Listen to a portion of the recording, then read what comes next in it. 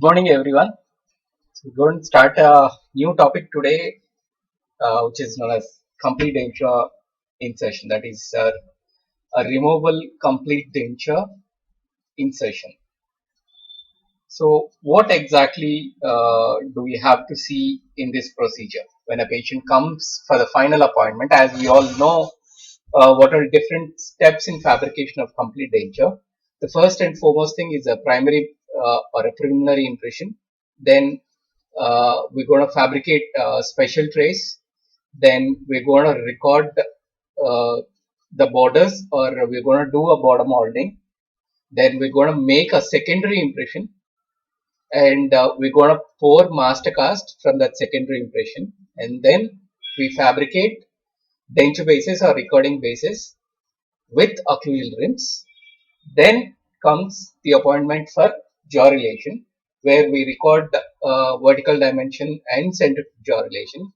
Then we're going to carry that uh, relationship to the articulator, where we arrange the teeth for the try-in appointment, where we're going to look for the aesthetics, or we're going to look for all the lip supports uh, and phonetics, all those things according to the patient's age and tonicity of the muscles. And then we're going to finally do the wax up for the trial dentures, and we're going to flask them.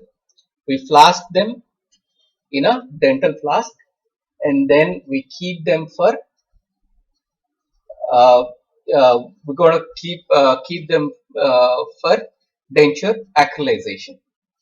Okay, so once that acrylization is done, we're going to retrieve uh, upper and lower, that is maxillary and mandibular complete dentures from the dental flask, and we're going to trim them, and we're going to keep those trimmed and polished dentures ready for the final appointment, that is nothing but a complete denture insertion appointment. So, what exactly we're going to see, or what exactly do we have to care for when we're going to insert these complete denture, complete maxillary or complete mandibular dentures into the patient's mouth? So, in order to successfully complete this appointment, what we might be needing is an articulator, where we're going to have remounted complete dentures. Why a remounting, or what exactly is this remounting, and why we need to do this remounting before placing those complete dentures into the patient's mouth? The main purpose of remounting is whenever we come across this acrylization procedure, there is going to be certain amount of shrinkage in the material aspect. That is, there is going to be a decrease in size volumetrically and linear. There is going to be shrinkage if our mix of heat cure material and monomer, if it is not proper, or if there is any over heating of or over boiling of the denture before I mean over boiling of hot water before placing of flask into the uh, this thing into the acrylizer, where if at all, if we pack the material into the dental flask uh, before our in rubbery stage or a graining stage, uh, where we are going to have all kinds of problems in after acrylization. Because of this, there is going to be either decrease in vertical dimension or increase in the vertical dimension. That is, there might be uh, uh,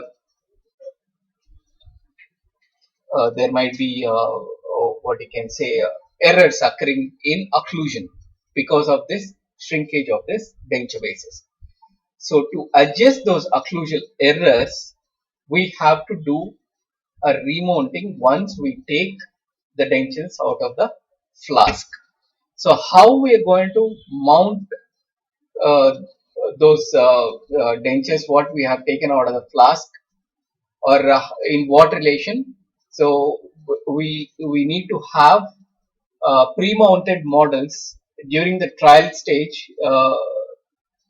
I think all of us we would have carved V-shaped notches in the second year, where we call them as keyways. Okay, so in the articulator we already have these keyways, and we have the notches on the models of the where dentures have been already flasked. So we carry these models once we retrieve them from dental flask and carry them onto the those keyways present in the articulator, and we're going to place our models into those keyways and remount in the articulator. So after remounting in the articulator, which is known as uh, the uh, the type of remount, what we're going to what we call this as a clinical remount or a lab remount. First, we're going to talk about a lab remount. Once we take the dentures out of the flask, the type of remount what we have to do uh, in the articulator is known as a lab remount, and we're going to check for the occlusal errors.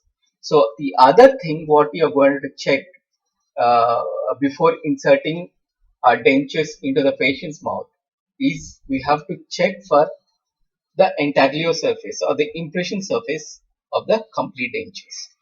We have to look for proper adaptation.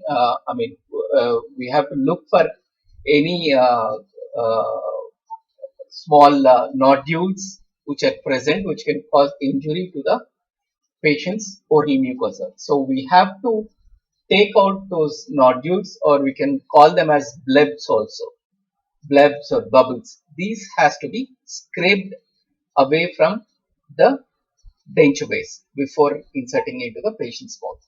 So we have to see for occlusal irregularities, and how we are going to correct them is by lab remounting, and the surface of the intaglio surface or the tissue surface of the denture base should be inspected for any small nodules, or they can be called as blebs also.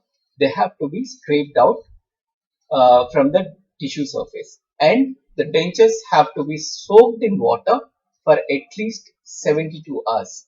So there is a reason, before once we take out the dentures from the flask, we need to soak those dentures at least 24 hours, uh, 24 hours at least prior to insertion. The dentures have to be placed in the water.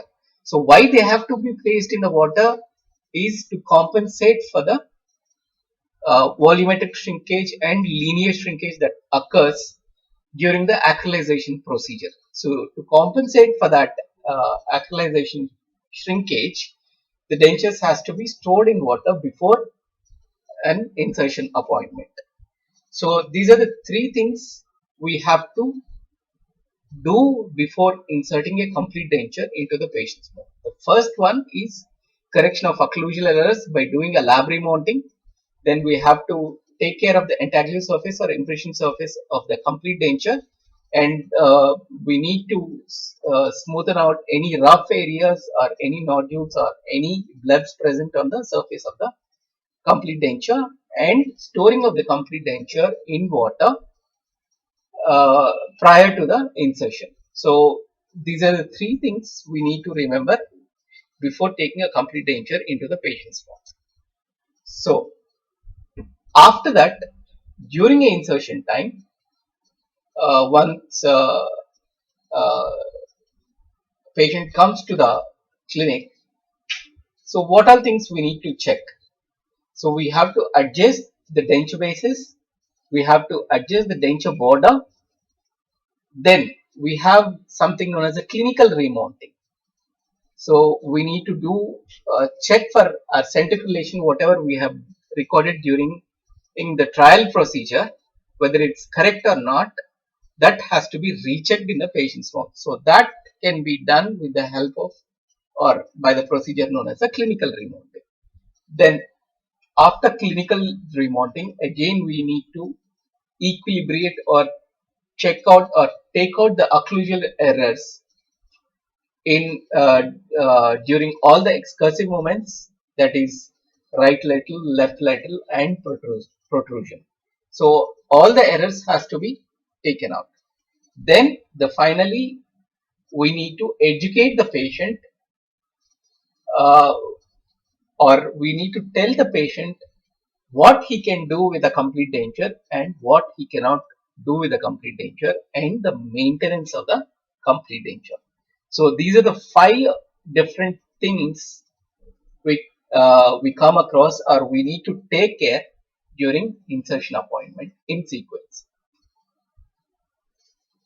And the last thing we have to remember is, prior to the insertion appointment, whatever old dentures patient has been wearing must be left out of the mouth for at least 24 hours, so that there won't be any undue pressures on the oral mucosa, which can hinder the placement of new dentures into the oral cavity.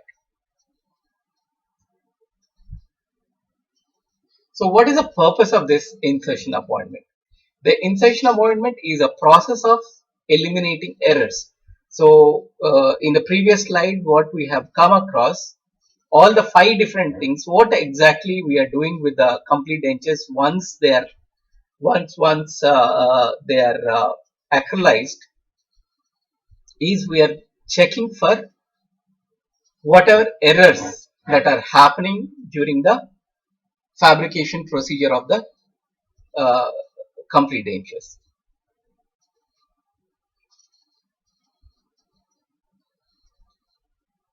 So first thing we're going to see is adjustment for adaptation of denture bases. That is how better uh, a complete denture is adapting to the underlying tissue surface without causing any injury to the supporting areas and relieving areas and limiting structures. So we need to take care of the soft tissues underlying the complete denture.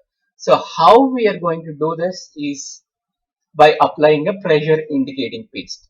Pressure indicating paste is nothing but a zinc oxide paste which is applied onto the anterior surface of the complete denture or the tissue surface of complete denture, and seed the denture. Once we smear that uh, zinc oxide paste onto the tissue surface of the complete denture, we're going to seed the denture into the patient's mouth and seat it properly, so that wherever the material is getting exposed, so that portion of the denture has to be relieved of the excessive pressure.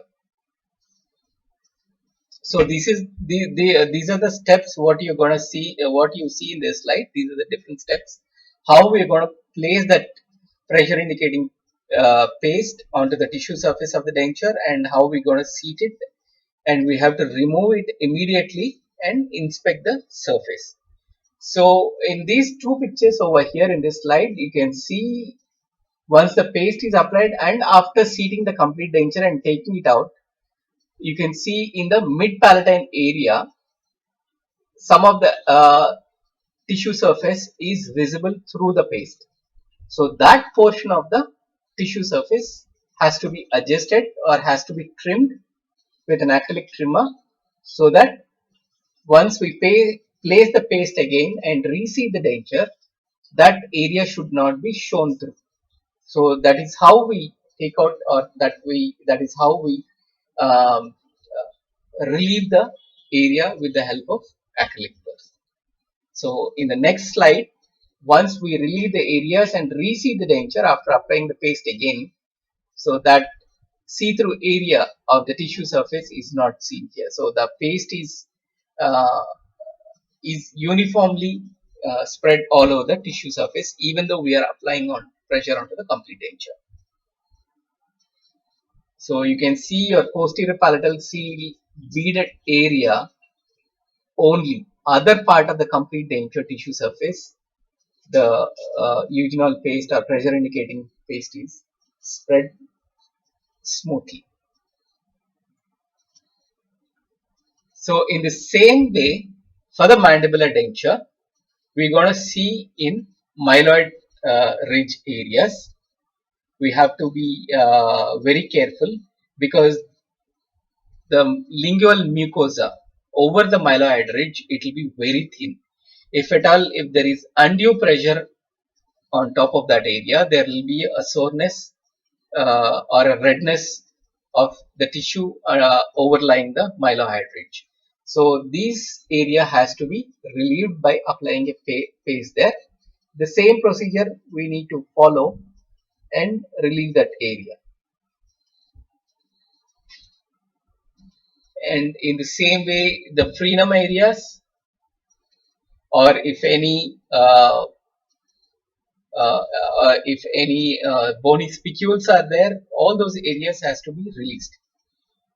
In the same way as we have reduced uh, the pressure areas on the tissue surface, even the denture borders have to be adjusted properly once the denture is placed into the oral cavity. And how we're going to do is we're going to use a thermoplastic wax or a mouth temperature wax, which will be spread on the borders of the complete denture, and we're going to seed the complete denture and do all the moldings. So wherever the denture border is overextended, so that area will be shown through the material. So those areas have to be relieved with the help of the burr, how we have done for the tissue surface of the denture. And in the same way, the thickness of the flanges, or the buccal thickness or the lingual thickness of the flanges, uh, even they have to be adjusted. So the markings here, you can see where exactly the flange thickness is more, that area will be shown through the material. So that material, I mean that part of the denture has to be adjusted. So next, the third one is a clinical remount. This procedure is mainly used to check whether our centric relation, what we have recorded during the trying procedure or during the jaw relation procedure. Even during trying, we would have checked in the patient's mouth whether the centric recorded, what centric position we have recorded is correct or not.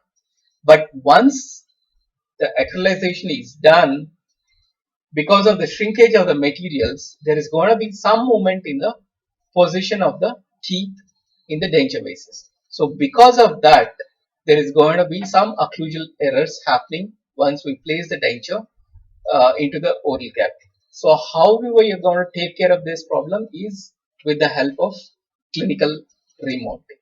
So a clinical remounting is nothing but a check record or a centric check record we use to remount the dentures and carry it from the patient's mouth to the articulator and check for the occlusal errors in centric, eccentric and eccentric movements, and take out all those errors and give a good balanced denture for the patient. And how we're going to do that clinical remount? So first we're going to place upper complete denture and lower complete denture into the patient's mouth, and we need to place 2 rolls of cotton on either side of the occlusal surfaces in between upper and lower complete dentures, and ask the patient to bite into those cotton rolls and keep it or maintaining this in that position for 5 minutes. So why exactly uh, we need to do that is to remove any muscle engrams. You can just remember this term, this muscle engrams. To remove those muscle engrams, these are nothing but uh, these are pre-programmed. You can call them as kind of softwares in your brain. How exactly a mandible moves during chewing. So that that is already pre-programmed into the brain. So that pre-programmed part is known as an engram. So if at all, if you have to do a clinical remounting, first that pre-programmed software has to be deleted from the head and a new position has to be added. So to do that, we ask the patient to keep the teeth in contact with each other at an increased vertical dimension for 5 minutes, and then take out those cotton rolls, place a compound or a wax, which is known as a bite registration wax, which is a special wax which is available in the market. Uh, Soften the wax, place the wax on the occluding surfaces of the lower denture, then guide the patient's place the complete denture back into the patient's mouth, guide the mandible into the centric position, and ask the patient to bite into the wax. Once this is done, you get in these indentations what you're seeing in this slide on top of the occluding wax. So with the help of this,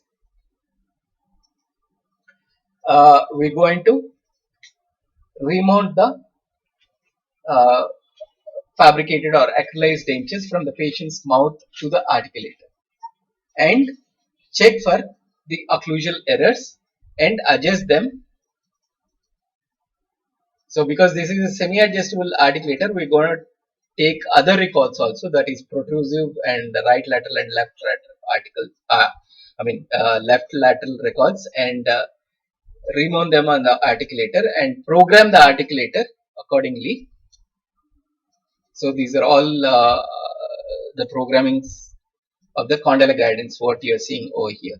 So according to these readings, we do the grinding of the or removing of the occlusal errors from the occlusal surfaces during protrusion and during lateral excursions also, and give a good balanced occlusion wherein uh, patient will have contact both on working and non-working side when patient moves mandible from one position to the other position. So by giving this occlusion, patient will be having a stable denture basis in the mouth, which in turn increases the retention of the complete denture.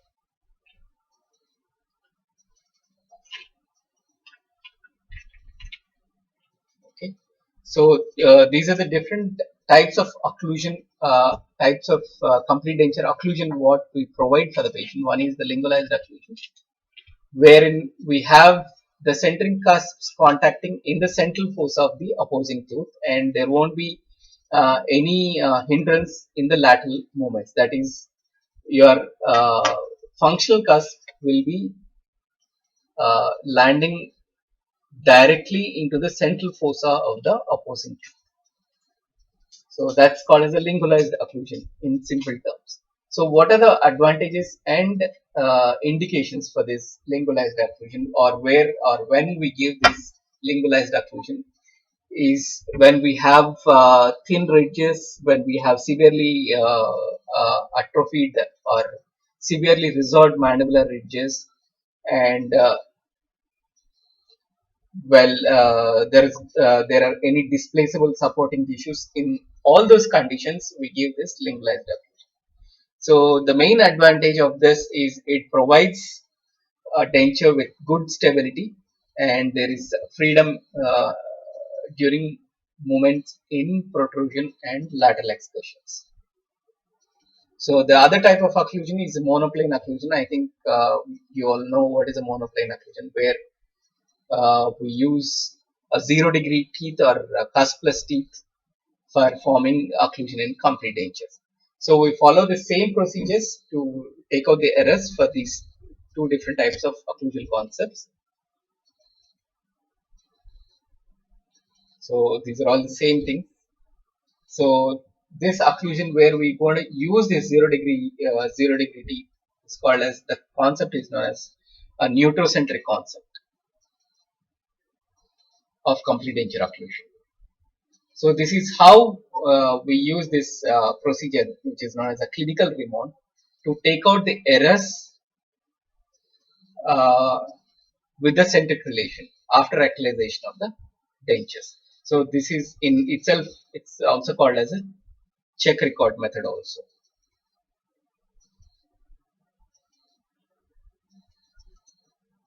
So patient management. So what exactly are the things what we see in the patient? That is how we're going to explain to the patient while giving these complete dentures, or what he should remember while using these complete dentures, or limitations of the dentures. That is how we can use these dentures for what purpose, and what all things we can use it, and, for what all things we should take care, all those things, or when patient has to remove, for how much time he has to keep the dentures in the mouth, all these things. Then how is the tissue response is going to be by placing, because we are placing complete dentures on a oral mucosa, directly on a soft, even though alveolar bone is lying underlying below the oral mucosa, but the dentures are going to rest on a soft tissue. So how the tissue is going to respond for these complete dentures, and the care of the process and tissues, and desirable follow-up treatment. So when we are going to recall the patient again, and during that recall appointments, what all things we need to see in the patient, and how we are supposed to adjust, all those things we're going to see in the patient management. So we're going to stop here, and we're going to continue in the next